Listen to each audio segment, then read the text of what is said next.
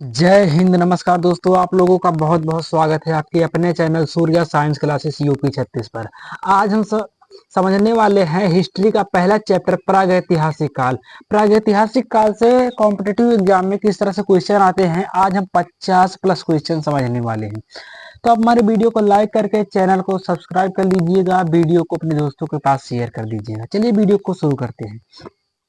पहला क्वेश्चन है, किस काल को आखेटक एवं खाद्य संग्राहक के रूप में जाना जाता है? यानी कि किस काल को आखेटक एवं खाद्य संग्राहक के रूप में जाना जाता है?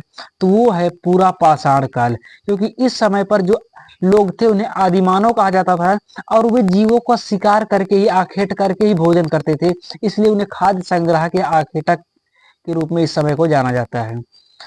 अगला सवाल है, पूरा पाषाण काल के औजार किस नाम से जाने जाते हैं? पूरा पाषाण काल के औजार किस नाम से जाने जाते हैं? तो वो माइक्रोलिथ के नाम से जाने जाते हैं, वे माइक्रोलिथ के नाम से जाने जाते हैं। अगला क्वेश्चन है, आग का आविष्कार किस काल में हुआ था? आग का आविष्कार किस काल में हुआ था? तो आग का आविष्कार पूरा पाषाण काल में हुआ था, पूरा पाषाण काल में हुआ था। अगला क्वेश्चन है, प्रथम पालतू पशु कौन सा है? तो प्रथम पालतू पशु जो है वो कुत्ता है। सबसे पहले मानवों ने कुत्ते को पाला, कुत्ते को पाला, और जब उस समय पे लोग मरते थे तो मनुष्य के साथ साथ कुत्ते को भी दफना दिया जाता था, भले ही कुत्ता चाहे जिंदा ही क्यों ना हो। अगला क्वेश्चन है, पहिए का आविष्कार किस काल में हुआ?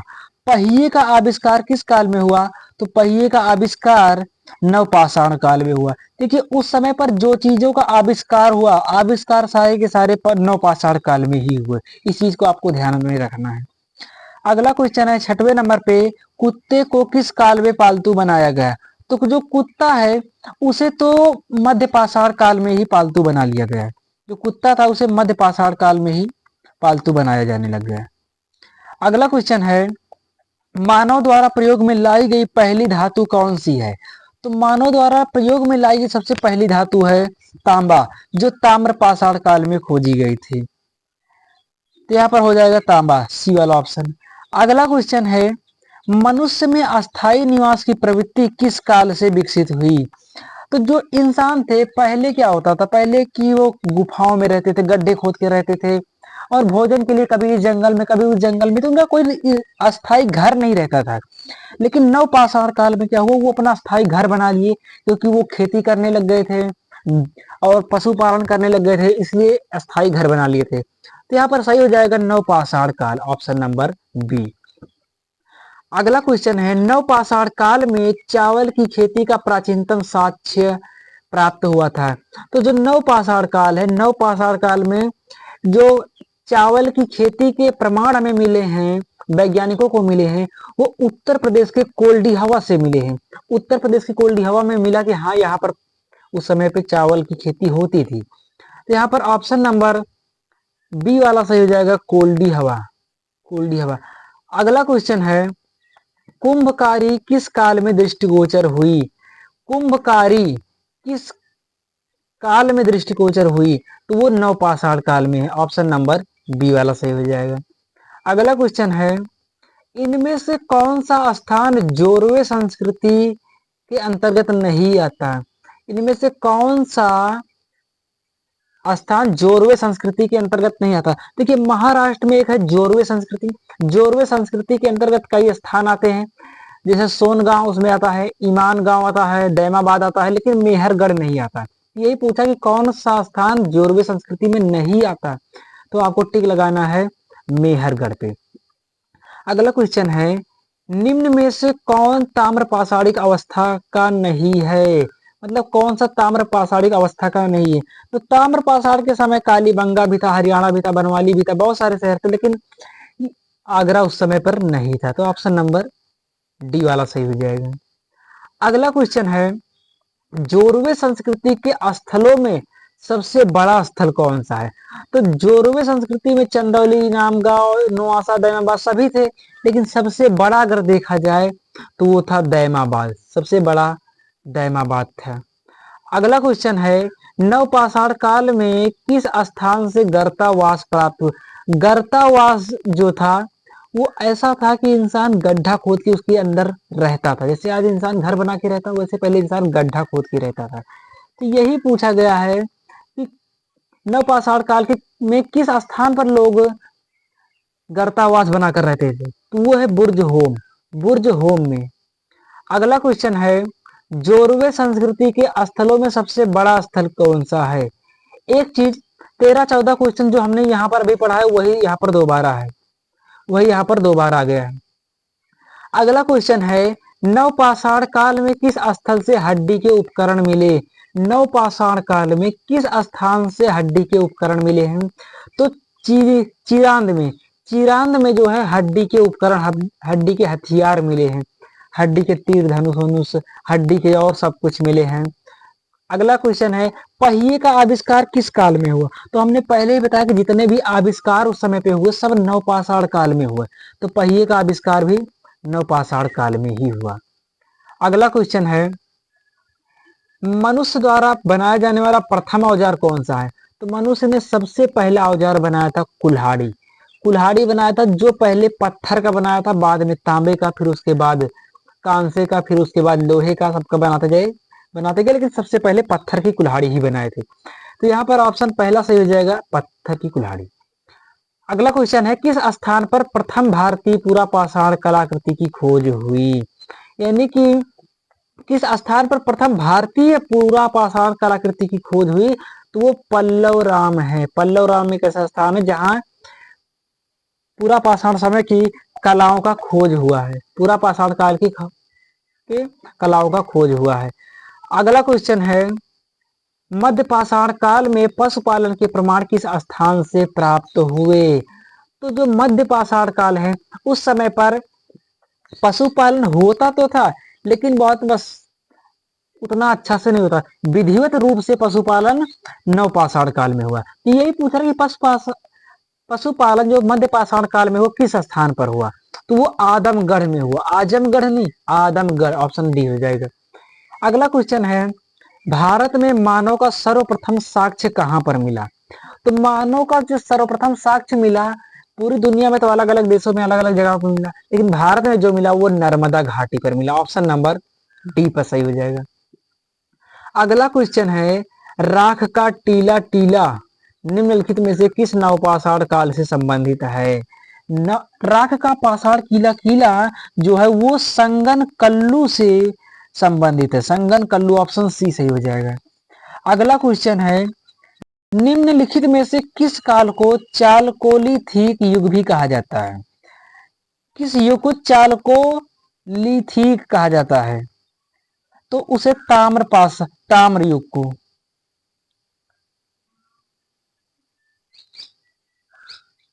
तो ताम्र युग को चालकोलिथिक युग भी कहा जाता है। ऑप्शन नंबर डी से हो जाएगा। अगला क्वेश्चन है, भारतीय पुरातत्व का जनक किसे कहा जाता है? भारतीय पुरातत्व का जनक अलेक्जेंडर कनिंघम को कहा जाता है। अलेक्जेंडर कनिंघम को। ऑप्शन नंबर 1 सही हो जाएगा।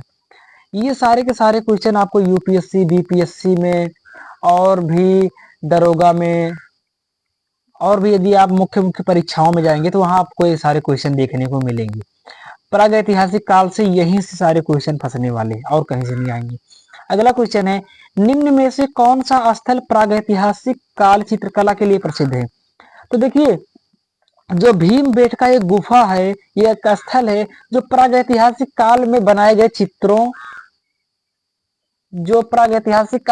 चित्र इसी में मौजूद हैं। तो यही पूछा गया कि कौन सा स्थल प्रागैतिहासिक काल चित्रकला के लिए प्रसिद्ध है?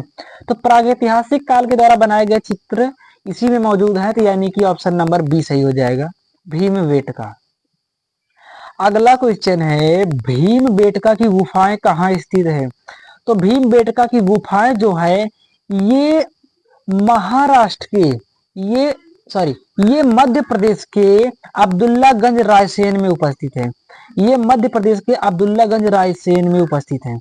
अगला क्वेश्चन है, निम्न में से किसे एक पूरा स्थल से पाषाण संस्कृति से लेकर हड़प्पा संस्कृति तक के साक्ष्य प्राप्त हुए हैं?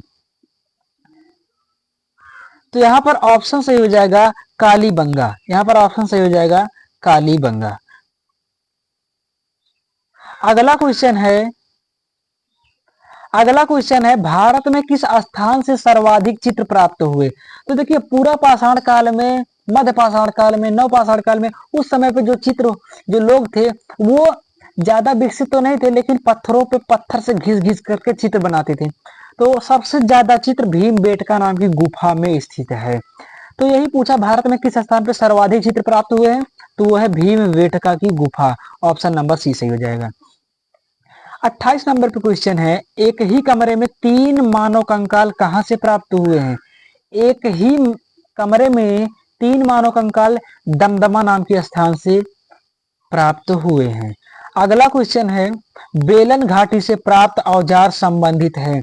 यानी कि जो बेलन घाटी से औजार प्राप्त हैं वो किस घाटी से संबंधित है। यानी कि बेलन घाटी से जो औजार प्राप्त है वो किस काल से संबंधित है, वो निम्न पुरा पाषाण काल से संबंधित है। निम्न पुरा पाषाण काल से संबंधित है। अगला क्वेश्चन है, टेबल उपकरण संबंधित है। टेबल उपकरण किससे संबंधित है, तो यह भी निम्न पाषाण काल से ही संबंधित है। ऑप्शन नंबर ये सही हो जाएगा। ऑप्शन नंबर बी वाला सही हो जाएगा। अगला क्वेश्चन है, भीमबेटका किसके लिए प्रसिद्ध है। तो भीमबेटका जो है वो प्रागैतिहासिक काल में बनाए गए चित्रों के लिए प्रसिद्ध है। तो गुफाओं के शैल चित्र, ऑप्शन सही हो जाएगा गुफाओं के शैल चित्र। गुफाओं के शैल चित्र, ऑप्शन नंबर बी। खाद्यान्नों की कृषि आरंभ हुई। खाद्यान्नों की कृषि सर्वप्रथम कब आरंभ हुई, तो ये नवपाषाण काल में आरंभ हुई। तो ऑप्शन नंबर सी सही हो जाएगा। अगला क्वेश्चन है, भारत में खोजा गया प्रथम मानव किस प्रजाति से संबंधित है। तो देखिए जो इंसान खोजे गए वो मंगोलाइड, निग्रोइड, बहुत सारे प्रकार के थे, लेकिन जो सबसे पहले खोजा गया वो निग्रोइड नाम की, निग्रोइड प्रजाति के थे। वे निग्रोइड प्रजाति के थे जिनका माथा चौड़ा था, गर्दन छोटा था, थोड़ा साइज में कम थे। उनका शरीर आप देखेंगे तो डर जाएंगे एकदम, ऐसे थे। अगला क्वेश्चन है, पुरातत्व विभाग की स्थापना किस गवर्नर जनरल के काल में हुई। तो पुरातत्व विभाग की जो स्थापना हुई वो लॉर्ड कर्जन के समय पे हुई। पुरातत्व विभाग की स्थापना किस गवर्नर जनरल के समय हुई, तो लॉर्ड कर्जन के समय पर हुई थी। अगला क्वेश्चन है, भीमबेटका की गुफाएं किस काल से संबंधित है। तो भीमबेटका की गुफाएं जो है वो मध्य पाषाण काल से संबंधित है। भीमबेटका की गुफाएं मध्य पाषाण काल से संबंधित है। अगला क्वेश्चन है, कोपेनहेगन, कोपेनहेगन संग्रहालय की सामग्री से पाषाण, कांस्य, लौह युग का त्रियुगी विभाजन किया था। यानी कि कोपेनहेगन संग्रहालय की सामग्री से विभाजन किसने किया था। तो जो विभाजन किया था ये थॉमसन ने किया था। ये थॉमसन ने किया था। अगला क्वेश्चन है, ये वही पेज फिर से आ गया थॉमसन वाला। अगला क्वेश्चन है, निम्नलिखित में से किस स्थल से हड्डी के उपकरण प्राप्त हुए हैं। तो महदहा, महदहा एक ऐसा स्थान है जहां पर हड्डी के उपकरण प्राप्त हुए, यानी कि हड्डियों से हथियार बनाए गए, हड्डियों के हथियार प्राप्त हुए। जैसे आज लोहे का हथियार और तांबे का हथियार, स्टील का हथियार, वैसे ही उस समय पर हड्डियों के हथियार प्राप्त हुए हैं। 38 नंबर पे क्वेश्चन है, नवदा टोली का उत्खनन किसने किया था।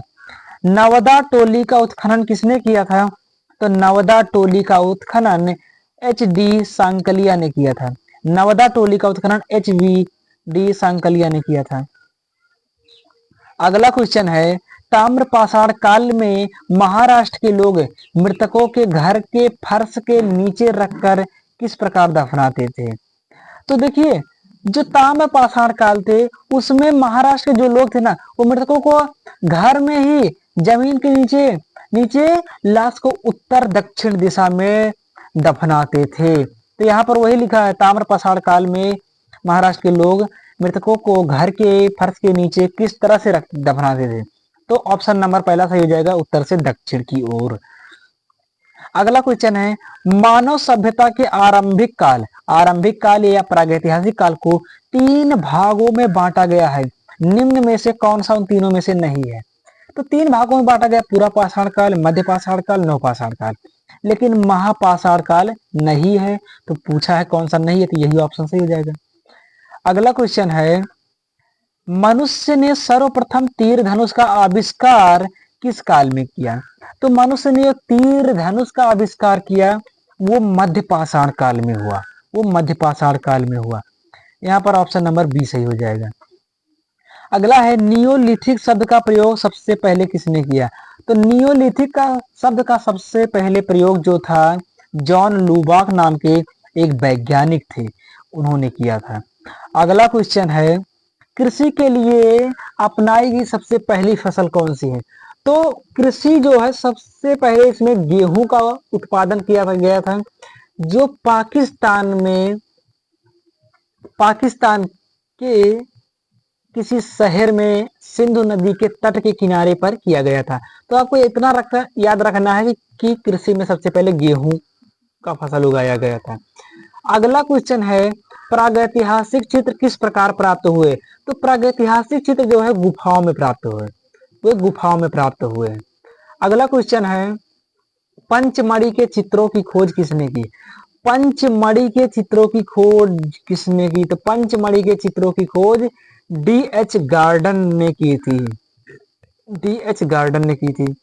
अगला क्वेश्चन है, भारत में प्रागैतिहासिक काल के चित्रों के लिए मशहूर केंद्र कौन सा है? तो भारत में सबसे जो प्रागैतिहासिक काल चित्रों के लिए मशहूर केंद्र है वो है बेलारी, ऑप्शन नंबर सी सही हो जाएगा। अगला क्वेश्चन है, भारतीय प्रागैतिहासिक चित्रों में हाथ के छाप किस क्षेत्र में मिलते हैं? तो हाथ के छाप जो है, हाथ के यानी कि चिन्ह कहां पर मिलते हैं? तो सोहारो घाट में मिलते हैं, ऑप्शन नंबर डी सही हो जाएगा। 48 नंबर पे क्वेश्चन है, बिल्ला सरंगम गुफा किस राज्य में स्थित है? बिल्ला सरंगम गुफा किस राज्य में उपस्थित है? तो बिल्ला सरंगम गुफा तमिलनाडु में उपस्थित है। अगला क्वेश्चन है, प्रागैतिहासिक क्षेत्र होशंगाबाद किस नदी के तट पे है? तो प्रागैतिहासिक क्षेत्र जो होशंगाबाद है वो नर्मदा नदी के तट पे स्थित है, ऑप्शन डी सही हो जाएगा। अगला क्वेश्चन है, पशुपालन के प्राचीनतम साक्ष्य कहाँ से मिले हैं? तो पशुपालन का प्राचीनतम साक्ष्य जो है वो आदमगढ़ बागोर से मिले। आदमगढ़ और बागोर दोनों स्थान से मिले हुए हैं, तो यहाँ पर ऑप्शन नंबर सही हो जाएगा। तो दोस्तों हमने प्रागैतिहासिक काल से जितने भी महत्वपूर्ण क्वेश्चन थे हमने सब करा दिए हैं। अब मिलता हूँ नेक्स्ट वीडियो में सिंधु घाटी सभ्यता के वीडियो के साथ। तब तक के धन्यवाद। जय हिंद, जय भारत।